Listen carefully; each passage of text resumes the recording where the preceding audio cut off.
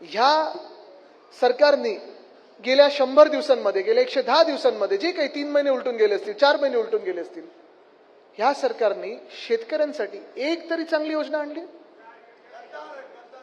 आणली काही योजना? आज तरुण वर्ग इथे आहे, युवसेना आहे, युवती सेना आहे.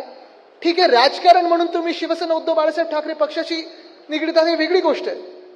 तुम्ही तरुण म्हणून आज विचार करा, जे 20शीत असतील, जे 30शीत असतील, जर तुम्ही विद्यार्थी असाल, जस्ट तुमचं डिग्री झाली असेल, तुमची नोकरी आता तुम्ही शोधत असाल, तुम्ही मला सांगा, तरुण तरुणींसाठी एक तरी चांगली योजना या सरकारने आणली आहे का? आणली आहे काय? ह्या उलट काय झालंय? आज तुम्ही बघा, लाडकी बहीण योजना, काय झालं लाडकी बहीण योजनेचं? 500 रुपयावर आले. आता मला माहित नाही 1,500च राहणार की 500 रुपये राहणार, ह्या सगळ्या चर्चा सुरू आहेत.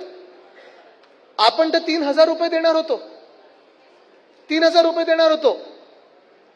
पण भाजप असेल, एशनशी असेल, दादांचा गट असेल, ह्या सगळ्यांनी काय सांगितलं होतं? गावागावात जाऊन सांगितलं होतं की तुम्हाला आम्ही 2100 रुपये देऊ, अजून महिला वाढतील, अमुक होईल, तमुक होईल.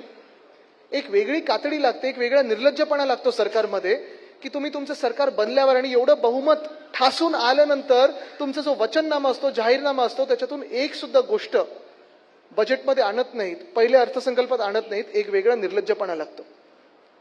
तसं आज मी पाहिली बातमी, 8 लाख महिला कमी केल्यात. 8 लाख म्हणजे तुम्ही विचार करा, एका वेळी ते सांगत होते 2.5 कोटी महिलांना ह्याचा लाभ मिळणार, अमुक मिळणार, तमुक मिळणार.